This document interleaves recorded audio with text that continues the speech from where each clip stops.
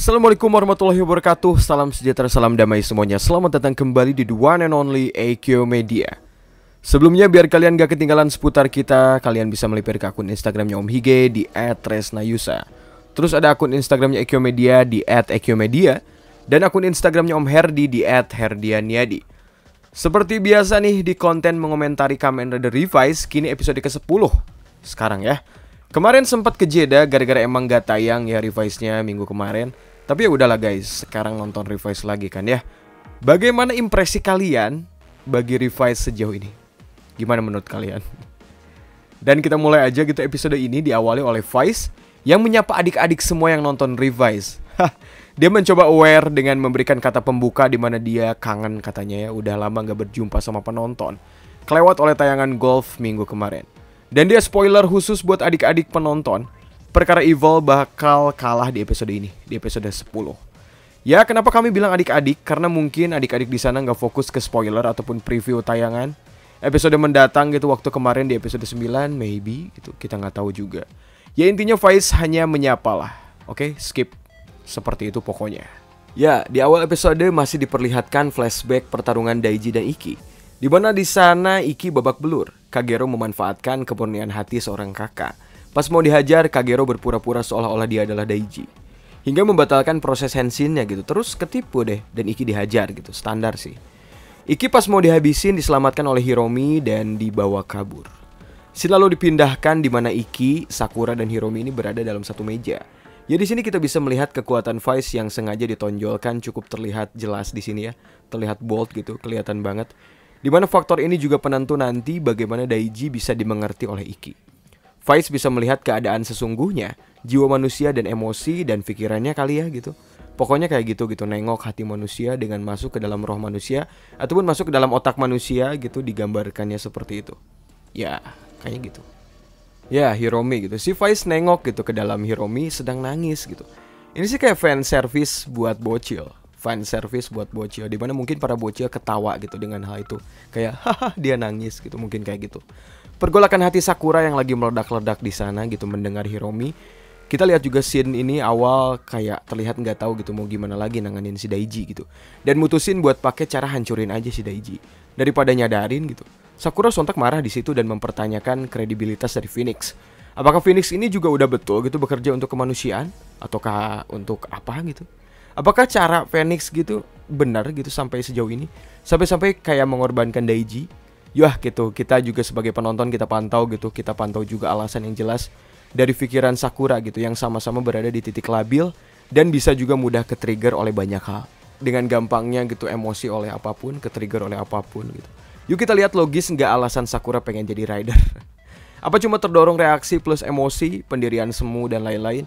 Tapi di sini ya mungkin bagus juga gitu writer kita Hanta Kinoshita. Terlihat benar-benar tahu gitu watak anak seusia Sakura yang rata-rata kayak gitu digambarinnya. Yang kata orang terlihat mungkin dia kritis, namun nggak matang sana sini, terbawa reaksi dan emosi sana sini.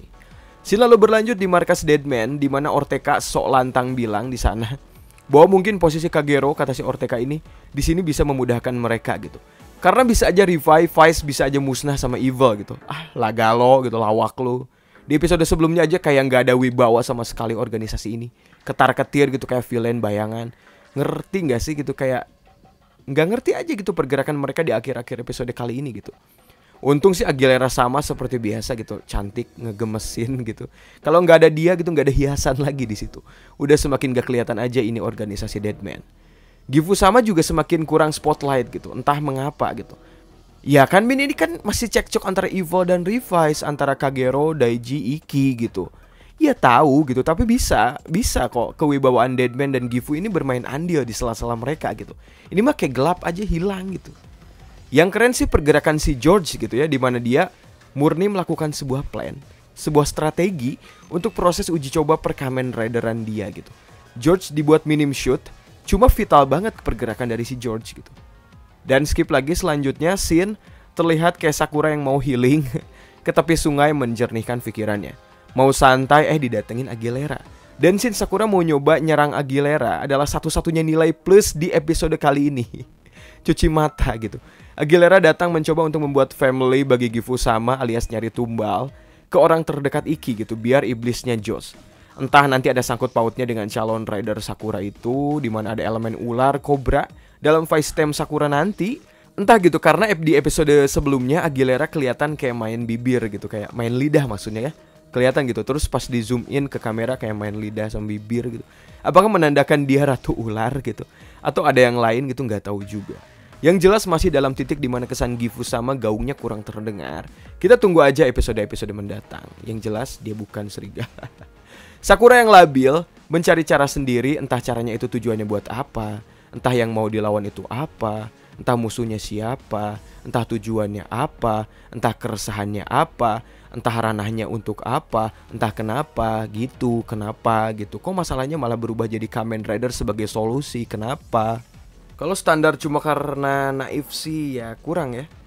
Lah kok gitu om, kan yang penting Bandai emang harus ngeluarin banyak katalog mainan om. Oh gitu. Ya nggak tahu juga sih, semoga ini Maya, semoga aja gitu alasan ridernya jelas gitu. Sakura jadi rider ini jelas dan enak dan menarik gitu. Soalnya sayang aja ini revise sejauh ini udah cukup menarik. Meski melempem dikit wajar aja lah ya, namanya juga namanya. Cuma Om Hige jujur sih, sekarang nih ya, sekarang lebih suka percakapan antara Vice dan Iki. Pas waktu mereka berdua aja gitu, mereka ngobrol gitu. Vice ini logikanya selalu lebih dewasa ketimbang Iki gitu. Jadi iblis yang terlihat lebih humanis gitu dibanding manusia. Iblis terlihat lebih logik dan lebih berpikiran jernih dibandingkan manusia gitu. Dimana Vice lebih menyadarkan kepada Iki bahwa Daiji ini harusnya adalah adik yang bisa lu percaya banget gitu. Jangan membohongi diri lu sendiri gitu Iki gitu. Jangan malah gimmick gitu. Sampai jangan malah kebawa cemas terus gitu, malah gak percaya sama Daiji. Di satu sisi wajar, Iki kan manusia gitu, perasaannya selalu sedikit lebih tinggi dari logika. Dan Vice mempunyai logika yang tinggi untuk ngerem semua reaksi dan emosi Iki. Ya ini menurut Om Hige keren gitu. Menurut kalian keren gak sih? Menurut Om Hige sih ya bagus gitu. Jadi lebih menarik si Vice di 3 episode terakhir ini, jadi memberikan kesan yang baru gitu. Vice emang sahabat terbaik bagi Iki untuk saat ini. Nggak tahu ke depannya. Bahkan lelah rasanya mengetahui bahwa di sini Vice malah seperti mentornya Iki. Dan lanjut lagi scene dimana ketiga tawanan yang sangat amat pasrah kembali dimanfaatkan untuk menjadi Brasio Deadman. Wilayah tersebut sudah dikepung Phoenix dan Iki beserta Hiromi pasti ada di sana. Ya udahlah ya, kita skip gitu. Iki kenapa pakai sepeda mulu, udah bosen dibahas gitu ya. Anggap aja dia gagal tes terus-terusan buat SIM motor. Yang penting Iki kemana-mana bawa koper Revice Driver, itu sih. Brasio Deadman gitu bisa gatai gitu, kekuatannya menjadi 3 kali lipat dari Deadman biasanya. Makanya Vice dan Hiromi alias Kamen Rider Demons kewalahan. Saat Iki menghentikan proses henshinnya, Demons menjadi sendirian. Dimana Demons kalah dan kewalahan menghadapi Brasio Deadman Gatai 3. Apakah kekuatannya sama dengan Deadman's level 2? Oh iya, kemana ya sistem level 2 gitu? Minggu-minggu selanjutnya mungkinnya bakalan dikeluarin lagi, kita nggak tahu. Ya seperti biasa ala-ala alur cerita di Jepang gitu. Entah itu anime, dorama, bahkan tokusatsu. Dimana lawan kalah itu seringnya pakai apa? Ya betul, ceramah. Perkataan menusuk hati, jadi damai lalu semangat gitu. Aku bisa jadi semangat. Macam Pain Akatsuki yang disadarkan oleh Naruto, atau Enishi Yukishiro gitu yang disadarkan oleh Kenshin di Samurai X gitu. Tapi kan ini beda om, itu mah kan murni jahat atau dendam gitu. Ini kan di Daiji ini lagi dirasuki. Ya intinya bukan masalah itu gitu. Kayak maksudnya kalahnya sama perkataan gitu, sama perasaan gitu. Terus disemangatin ulang gitulah, pakai kata-kata mutiara. Imbasnya si Daiji jadi ngerasa dipercaya penuh oleh Iki. Terus Kagero jadi pusing kayak keras sakti diucapin mantra. Dan Daiji pun bisa mengambil alih lagi. Daiji pun keluar dari jerat Kagero dengan menghancurkan mirror world-nya Kagero. Di sana Iki langsung berubah ke bentuk Brasio Genome bermotifkan Kamen Rider Zio. Dengan Brasio stamping finish, akhirnya Revi dan Vice berhasil mengalahkan Evil. Di sana seperti metode melepaskan inang Deadman level 2. Cuma jujur sih, acting Daiji yang hangat menyambut Iki yang sangat peduli itu keren banget gitu. Vibes-nya emang bener-bener hangat. Dan debut Kamen Rider Live diperlihatkan epic dan keren. Di sini juga terlihat auranya mirip seperti, maksudnya helmnya gitu terlihat kayak Gao. Ada juga looks kebesarannya kayak Kamen Rider Brave juga gitu, keren sih. Tapi ya maksudnya boleh lah gitu. Eksekusinya juga pun cukup lah. Di sisi lain, George merayakan keberhasilannya yang sudah mengetahui bahwa semakin kuatnya Evil akan berimbas kepada kekuatan Live yang akan naik berkali-kali lipat dalam formnya. Di sana kita bisa lihat juga muka Wakabayashi gitu, kita lihat yang menyimpan rasa cemas entah karena tujuan lain dari dirinya, atau tujuan George yang semakin menyimpang, atau dia merasa dikibulin gara-gara semua ini skenario terancang dari si George yang hanya memikirkan Kamen Rider-nya aja gitu. Dia sepertinya begitu gitu. Scene lalu diakhiri dengan Sakura yang mempertanyakan makna kekuatan. Kekuatan itu apa? Kekuatan terbesar itu apa? Dan Igarashi Family akhirnya makan bersama, di mana Genta terharu suasana hangat kembali lagi hadir di antara mereka. Apalagi ya, dan selanjutnya apalagi gitu peran Genta gitu, kita nggak tahu ya. Cuma scene ini akhirnya kembali gitu, di mana foto Iki hilang di antara Sakura dan Daiji. Kita bisa ingat waktu Daiji foto berdua sama Iki kan, di mana Iki pun hilang di sana. Apakah ini menjadi pertanda gitu sekarang masalahnya merembet ke Sakura, atau inti masalahnya jadi Sakura? Yang sepertinya memang iya. Atau Iki perlahan memang nanti malah menjadi iblis seperti yang sudah dirumorkan.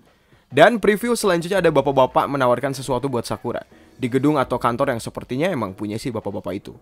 Kayak pakai topeng atau faceplate ghost gitu di sana.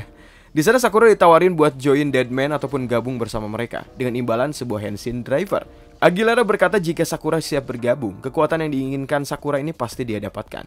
Di episode selanjutnya memang ditulis bahwa Sakura memiliki kekuatan Rider dan kekuatannya itu untuk apa gitu. Ya semoga dapat menjawab semua dan tetap kelihatan logis dan menarik sih. Jangan jadi ngaco mentang-mentang harus banyak gimmick mainan, jadinya berantakan. Ya logisnya benar gitu kata Daiji, kalau Sakura gini doang join Deadman terus jadi Rider, ya terlalu naif jatuhnya. Itu tadi kekuatan ini didorong buat apa? Apakah mencari perhatian kakaknya? Yang tadi kata si Iki itu bilang bahwa adik terbaiknya ya Daiji gitu. Atau kekuatan apa sih yang dia cari gitu, untuk apa? Urgensi dia jadi rider buat apa? Atau pengen dianggap oleh keluarganya? Atau nggak pengen terlalu dimanja oleh kakak-kakaknya, dianggap nggak bisa apa-apa? Makanya ingin sekuat kakaknya gitu, kita nggak tahu. Pokoknya jangan sampai kelihatan maksa dan kecepetan. Terus itu sih pertanyaannya, siapa yang membuat driver dengan khas yang sama selain George? Adakah pembuat driver dewa serupa lainnya? Ataukah mungkin kayak poin plot lain gitu, kayak misalnya George yang membuat sistem itu juga gitu? Menarik sih. Meski di episode ini emang agak melempem situ. Sekali lagi gimana menurut kalian guys? Silakan tulis di kolom komentar.